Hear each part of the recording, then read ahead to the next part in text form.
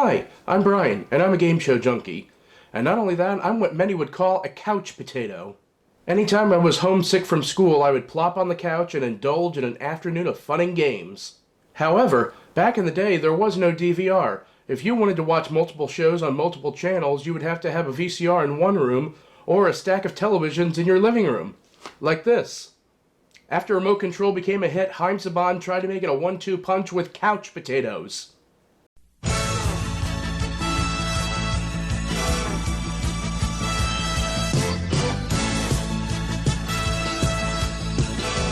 If you're ready, sit back, relax, and let's tune in.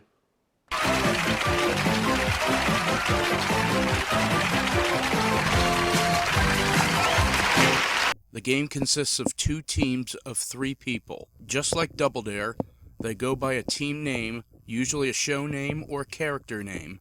Each round began with a tuning question. The team that buzzes in with the correct answer wins 25 rating points and control of the spin-off questions that follow. If they buzz in with a wrong answer, the other team automatically got control. The following 3 questions were part of a category with a hilarious couch potato drawing to go with it. Each question was worth 25 rating points. However, once a player got a question right, they were locked out for the rest of the round.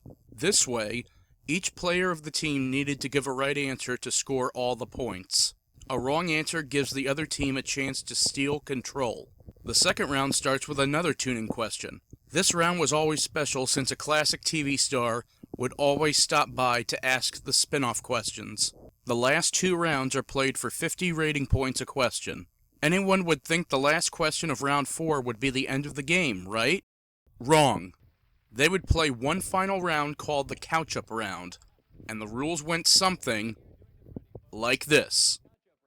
What member of each team will compete head-to-head on every question? The value of each correct answer is determined by our randomizer, which you see right back there, and you can stop it when you hit your buzzer. There are values ranging from 50 to 200 rating points, as well as a couch-up. Hit the couch-up, and the team which is behind can tie the score with the correct answer. You each get 2 chances to play, and the team with the most points at the end of play will be today's champions. Usually by the last question of the round, one team needed to hit the couch-up, give a right answer, and force a tiebreaker. The tie would be broken with one final question, returning to the front of the couch for each team. The winners won $1,000 and went on to the bonus game. As a punishment for not scoring enough rating points, the other team is informed that they have been canceled and sent away with parting gifts. The winning team tries to win the big money in the Channel Roulette bonus game. A board is shown with 12 channel numbers from 2 to 13. Each number has a picture of a television show from the past or present. One at a time they'd call on a number, and without help from the team, they had to identify the show. Each show has a point value from 100 to 1,000 points. Accumulating 1,000 points or more netted the team $5,000. However, in 80s game show tradition, there was one channel to avoid called Pay TV. That channel forced the team to pay all their points at the time. Failing to get the 1,000 points gave them a consolation prize of $1 per point. Believe it or not, the game was won in 1 second at least one time. Apple's Way. For $1,000, you get it on the first one. Way to go! Unbelievable! That is the first time that has happened on our show. Whoa! I can't believe that.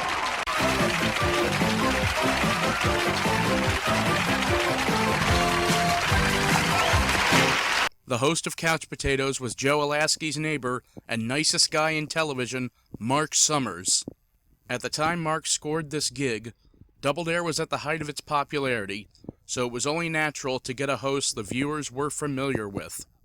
In fact, he didn't even have to audition for it. Mark recalls, "Double Dare was so hot, they just wanted me." Also, because of Mark's love of classic television, this show was right up his alley. At the time, Mark would tape Double Dare Monday through Friday, catch a Friday night flight from Philadelphia to Los Angeles, tape 10 episodes of Couch Potatoes, then take a red-eye back to Philly to start the cycle all over again.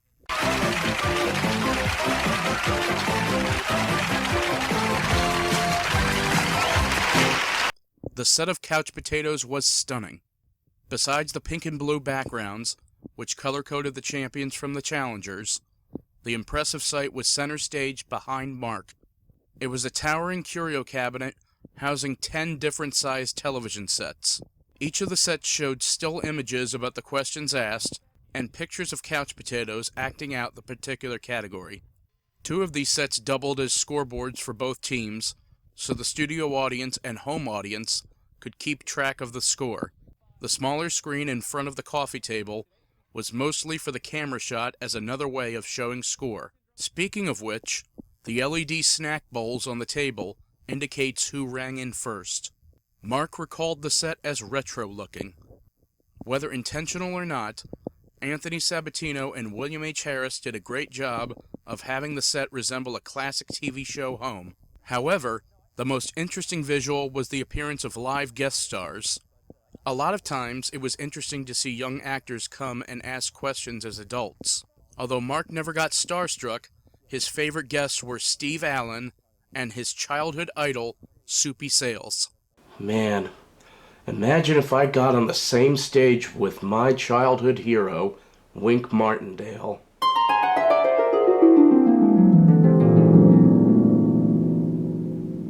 Although, on an episode of Mom's Week, they surprised him good. We're going to be talking about real-life moms. And gosh, there must be a real-life mom at the door. Who might this be? Enter and sign in, please. Oh, well, look at this. I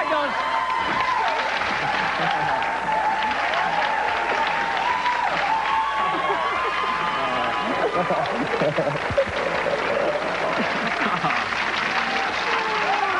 is my mom right here, folks.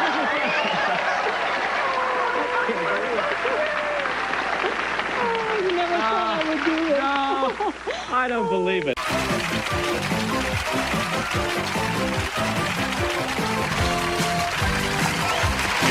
The theme was composed by the dynamic duo of Haim Saban and Shuki Levy.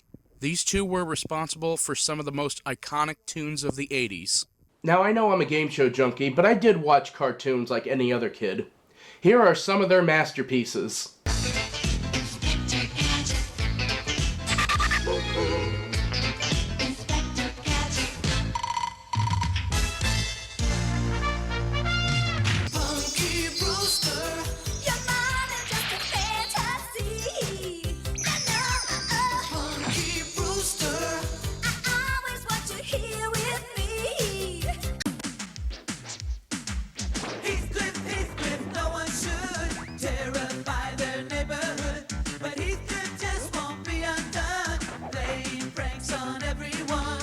And the greatest of them all.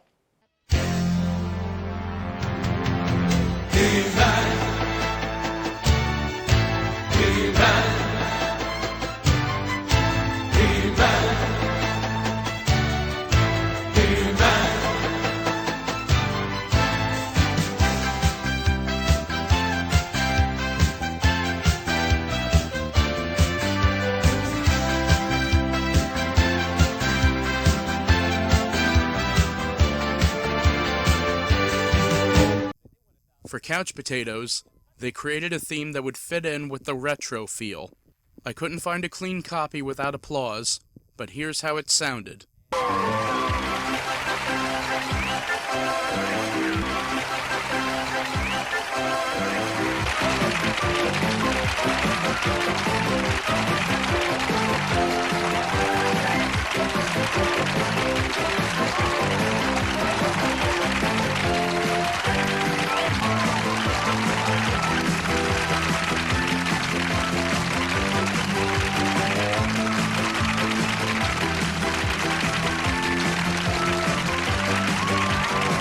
It works so well, I bet you can put this over any classic TV sitcom and it would fit like a glove.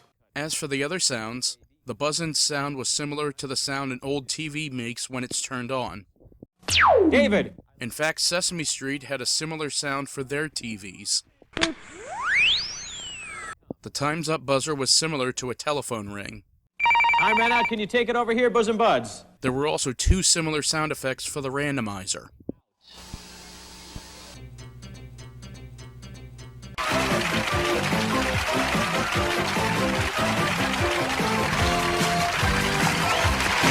Not only was the catchphrase said by the announcer Joe Alaskey, but it transitions from the opening shot to Joe on his easy chair, introducing Mark. It's time to go reeling through the greatest television shows of all time on Couch Potato! Hi there, I'm Joe Alaskey, and hey gang, what time is it? It's time to meet my next door neighbor and favorite host, Mark Summers! Also, in an attempt to make Joe a sidekick like Harvey was on Double Dare, Joe would give either a tidbit on the last category before the break, or his own comedy sketch. Hey, did you know that the Dick Van Dyke Show's pilot was not called the Dick Van Dyke Show? It was called Head of the Family, and the lead part was not played by Dick Van Dyke. It was played by the show's creator, and who later played Alan Brady, of course, Carl Reiner, that's right. And the rest is TV history. So I just happen to be looking at this TV magazine of the future here, and it has a TV listing from the year 1992. Let's see if we can get this one. Sam sizzles when Judy burns the roast. Have any idea? How about the Sam Kinison sitcom show? Goes like this. Hi, honey, I'm home. Hi, honey, I'm home. Oh, hi, honey, I'm home! What do you mean you burned the roast? Do you know the boss is coming out for dinner tonight? Oh, no, the doorbell! What are we going to do, honey? What are we going to do? There you have it, Couch Potatoes. Interestingly enough, this game did not come out with a home game version, but instead a creepy stuffed toy with the same name. What makes a great couch potato? Well, you get the best taters and the softest couches you can find. And you sit them taters down for 6 months of game shows, football, and made-for-TV movies. Then you check them to be sure each spud is ready. You pick them, you pack each one in a tater sack, and you ship them out. Now that I know how to be a good couch potato, I gotta get working on it. Until then, I'm Brian, your game show junkie, saying, see you then.